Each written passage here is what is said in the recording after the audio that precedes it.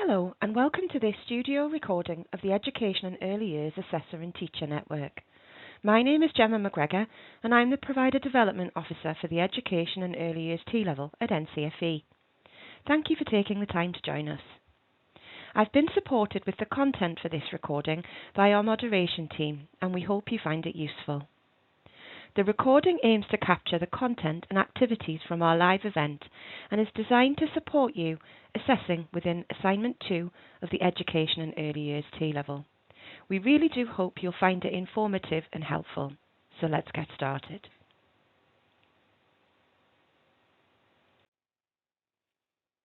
Here's the agenda that was followed during the live event. As you're joining us for the recording, I'll guide you through all the main content from the agenda. For the breakout room activity, the relevant documents and guidance are available in the video description below, so do feel free to explore and try these out at your own pace.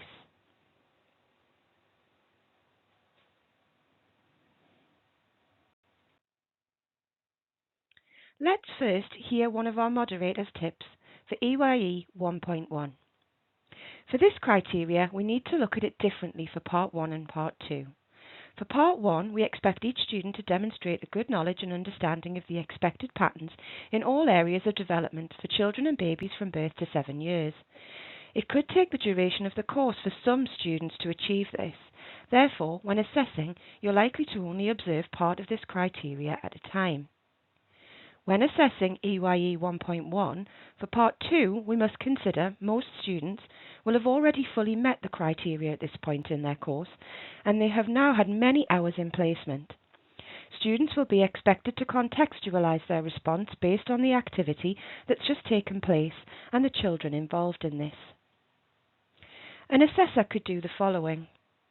Refer to the areas of development noted within the student's planning during the professional discussion. During the professional discussion, ask the student to talk about the children they're working with. What the expected development is.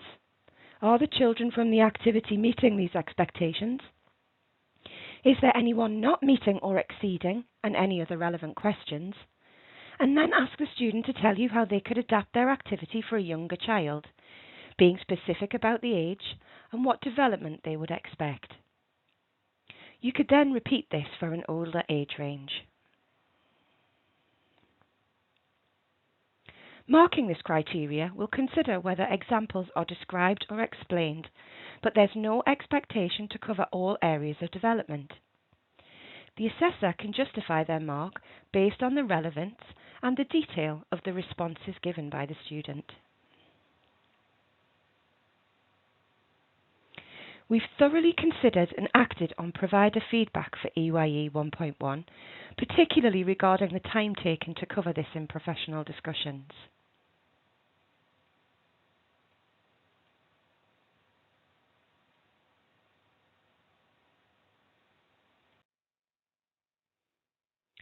Next, our participants moved into breakout rooms for a hands-on standardization activity. This was designed to deepen understanding of the criteria and help them align their assessments within the marking framework. You can access the documents in the video description if you'd like to pause the recording here and take part in the activity.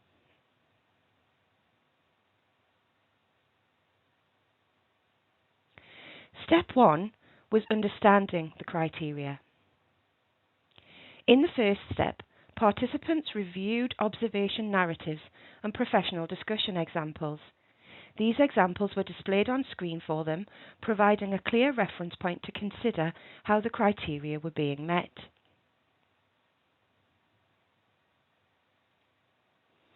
Step 2 was evaluating competency justification. They evaluated the competency justification by looking at this on screen. This involved analysing how the examples aligned with the criteria and discussing interpretations within their breakout groups.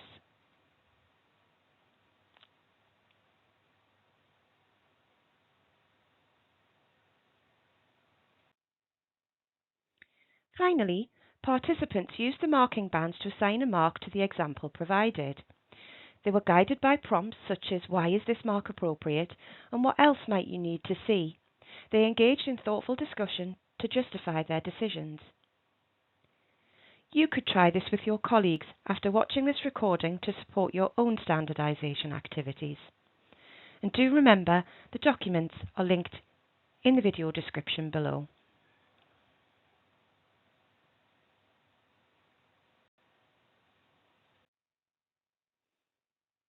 Next, let's hear from another of our moderation team who talked through how walk and talk may be used to support both Part 1 and Part 2 observations. A walk and talk session can be described as mobile interviews or go-along methods, as the technique embodies both walking and talking with your student. Walking methods can be valuable because they draw out different information than asking people to sit in a room and answer questions about specific topics or environments. When people are not in a particular space and are asked to describe it, they tend to think of the obvious rather than having their memories provoked by catching sight of a feature that reminds them of something else.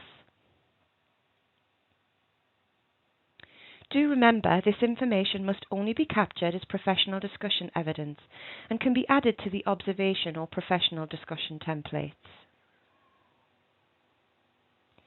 It really is important to clarify these can only be used for criteria where professional discussion is allowed. It's useful to carry out the walk and talk first or after the observation and then use the professional discussion to mop up any missing criteria.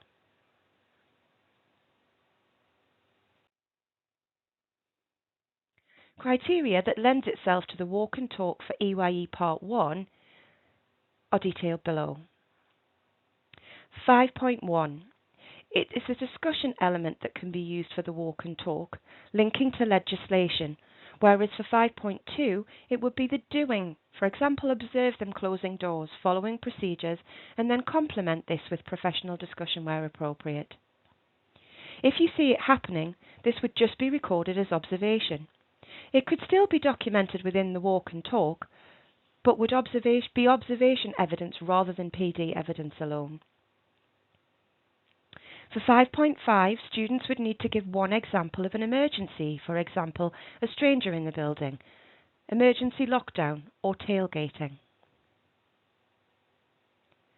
For 5.6, students may be prompted to share this if the setting has posters, for example. This may be of the exclusion periods on the wall. This may need further explanation in the professional discussion, such as why immunisations are important. For 5.9, what else would we expect to achieve to get this criteria in full? You might want to think about medication requirements, special dietary needs, planning, observation and assessment, health, safety and security, accidents, and daily registers.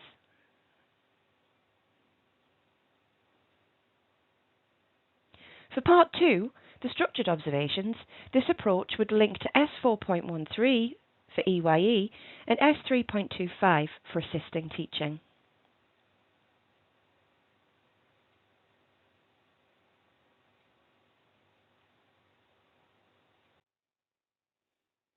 The next few slides include examples across different areas. Let's begin with security and confidentiality, remembering for EYE to cover all areas. EYFS welfare requirements. So students need to show an awareness of these. They need to show that doors and windows and gates are locked. Are they following procedures during walks, for example, closing doors, and can they explain the settings policies? They need to think about signing in and lanyards and explain why linking to school policy is important. Also encourage links to legal requirements, for example, the Health and Safety Act. You can also consider DBS, safeguarding legislation, visitor procedures, registers and records, explaining why, the safety, what would happen if a child went missing, and what would happen if these weren't in place. Registers and confidentiality. Are they done electronically, for example? How information is stored and how it's kept confidential and why this is important. It's the assessor's role to ask these questions. For example, asking your student why we need to sign in. Arrival and departure policy, passwords, and how does this work in practice? Mobile phone procedures, the early years foundation stage requirements, the legislation, and why these exist.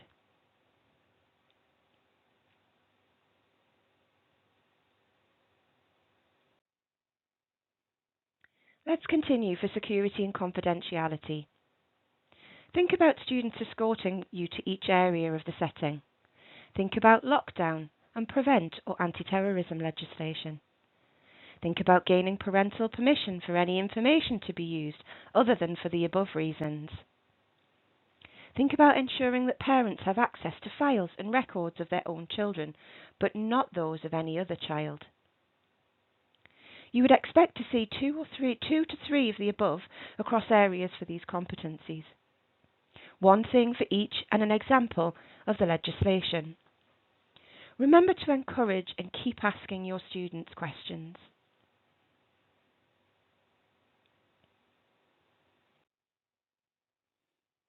Moving on to health and safety examples, using the early years foundation stage statutory guidance, and again thinking about how we can question our students around these areas.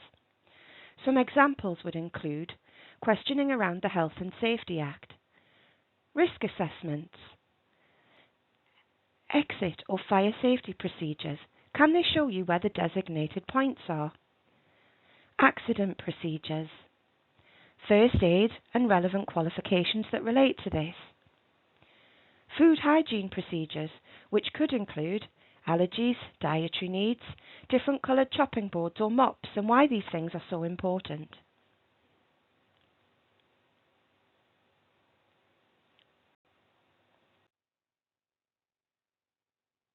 Some safeguarding and welfare examples could be knowledge of keeping children safe in education, safeguarding displays or posters and procedures. What can your student tell you about these? Signing in to the setting and suitable person, working together to safeguard children and who is involved in the process, and medication procedures. Notice we're continuing to ask questions of the student across all of these areas. Asking why encourages them to showcase their knowledge and tell you how it's applied in practice.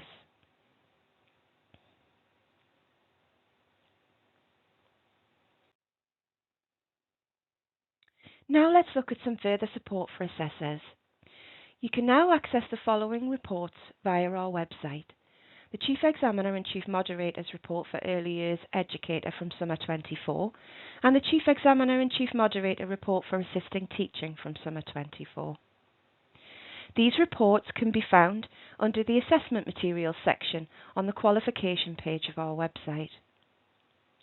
In addition to these reports, we've provided a range of other resources that you can see the links for on screen now. We have frequently asked questions pages. You can visit the link provided to explore answers to frequently asked questions around moderation. There's also a Preparing for Moderation page. You can access this dedicated page with guidance and tips for preparing for moderation. There's also specific resources for education and early years. This includes tailored information for professionals. They're designed to equip you with the tools and insights you need for success, so do be sure to explore them and take full advantage of the support available.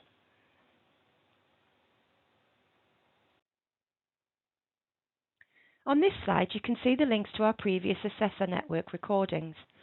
Please do take some time to visit our YouTube playlist and explore the videos to support you moving forward.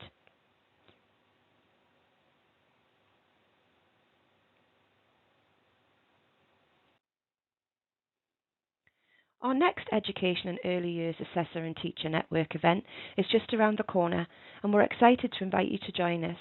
It's on Tuesday, January the 14th in 2025. This online session is designed to provide more practical insights and networking opportunities for assessors, and the link is already live for registrations on our website now.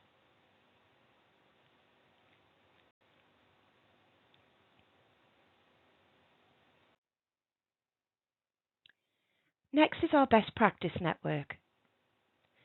By joining our Best Practice Network, you'll be able to connect with others across the sector to share insights and strategies. Access exclusive live sessions and resources that are designed to support your practice. You can collaborate with like-minded educators to grow professionally and stay informed on the latest developments. If you're ready to join, simply visit our events page by searching for the Best Practice Network or clicking in the link provided. This will take you to all the information you need to get started.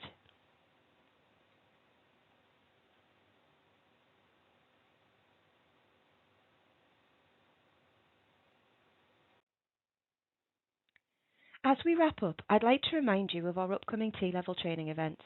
These sessions are a great opportunity to stay updated and connected with other assessors and tutors.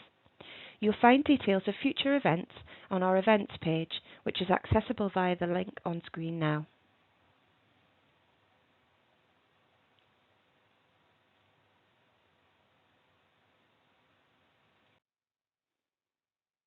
You can also scan the QR code on screen now to sign up for the next Assisting Teaching Forum.